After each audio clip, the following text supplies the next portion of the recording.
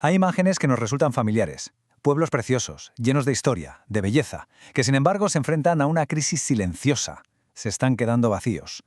Hoy vamos a analizar si una nueva forma de turismo podría ser, precisamente, la clave para que sobrevivan. Este va a ser nuestro recorrido. Primero entenderemos la dimensión del problema. Después veremos una posible solución que está surgiendo. Analizaremos su impacto real con ejemplos concretos. Y por último, veremos qué se puede hacer desde las políticas públicas para potenciar todo esto. Venga, pues vamos a meternos de lleno en el primer punto. ¿De qué hablamos exactamente cuando hablamos de la España vaciada? La imagen que tenemos de la España rural suele ser algo así, ¿verdad? Un lugar idílico, con mucha paz, lleno de historia. Pero ojo, porque esta belleza esconde una realidad mucho más cruda, una crisis demográfica que amenaza con borrar del mapa a muchísimos de estos lugares. Y para entender la magnitud del problema, nada como este mapa. Es brutal. Fijaos en esas enormes manchas azules. Cada una de ellas representa zonas donde viven menos de 1000 personas. Estamos hablando de más del 60% de los municipios de España. Son, literalmente, desiertos demográficos al lado de unos pocos puntos rojos, que es donde se concentra casi toda la población. Y esto, claro, tiene consecuencias muy reales. La primera es esta cifra, que es demoledora. El 80%. Pensemos un momento en lo que significa. Casi 8 de cada 10 de estos municipios tan rurales no tienen ni bancos ni colegios. Es que la vida diaria se convierte en una carrera de obstáculos. El segundo gran problema, el envejecimiento. Más del 36% de la gente que vive en estas zonas tiene más de 65 años. Es casi el doble que en el resto del país. Esto supone una presión tremenda para los servicios sociales y sobre todo significa que no hay relevo generacional. Y claro, todo esto nos lleva al tercer pilar, la economía. Si casi el 60% del dinero que mueve la gente en estos pueblos viene de pensiones o ayudas públicas, pues es una señal clarísima de que el mercado laboral allí es casi inexistente. Es una dependencia total del Estado que al final impide que estas zonas puedan despegar por sí mismas. Vale, ya hemos visto el problema, que es enorme. Pero, ¿y si hubiera una solución donde menos lo esperamos? Pues parece que un nuevo tipo de turismo está abriendo una puerta muy interesante. La clave está aquí, en entender la diferencia entre los dos modelos. Por un lado, el turismo de toda la vida, hoteles, hostales, que se concentran donde ya hay turistas. Es difícil y caro abrir en un pueblo pequeño. Pero por otro lado, tenemos los alquileres de corta duración. Al ser casas de particulares, pueden surgir en cualquier sitio, hasta en la aldea más remota. Es como si el turismo, de repente, se capilarizara y llegara a todas partes. Y esto, de verdad, lo cambia todo, porque significa que por primera vez hay visitantes y su dinero llegando a pueblos que estaban completamente fuera del circuito.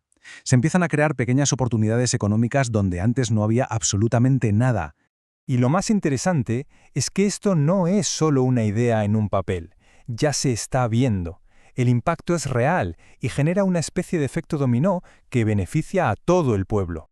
Mirad, para que esto no se quede en algo abstracto, vamos a ponerle cara. Él es Miguel Maldonado, un bodeguero de una zona remota de Granada. Su historia es el ejemplo perfecto de cómo funciona esto. Es que es increíble.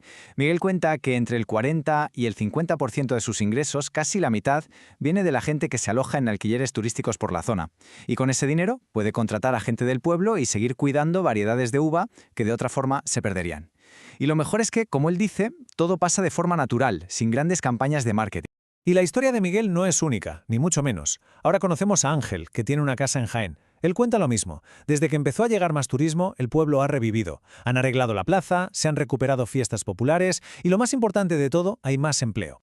Claro, las historias personales están muy bien, pero ¿se puede medir esto?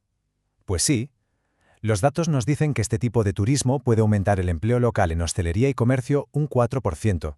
Ojo, un 4% puede parecer poco, pero en economías tan pequeñas y débiles es un impulso tremendo. Entonces, la pregunta es obvia. Si esto funciona de forma casi espontánea, ¿qué pasaría si además lo apoyamos con políticas bien pensadas?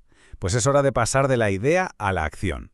El informe que analiza todo esto propone 3 cosas que la verdad tienen todo el sentido del mundo. Lo primero, no se pueden aplicar las mismas normas en un pueblo de 100 habitantes que en el centro de Madrid o Barcelona. Es de cajón. Lo segundo, que los ayuntamientos ayuden, que simplifiquen el papeleo. Y tercero, y esto es clave, que las ayudas públicas, las de España y las de Europa, se dirijan a este tipo de proyectos de turismo sostenible. Y bueno, parece que el mensaje va calando, ya hay ejemplos reales. Sin ir más lejos, la Comunidad de Madrid ha puesto en marcha una ley nueva que va justo en esta dirección. La idea es bastante sencilla y directa. Si eres menor de 35 años y te vas a vivir a un pueblo de menos de 2.500 habitantes, te dan una ayuda fiscal de 1.000 euros. Y si además compras una casa, te quitan el 100% de uno de los impuestos más grandes. Es una forma muy clara de atacar la raíz del problema y atraer a gente joven. Al final el mensaje es muy claro.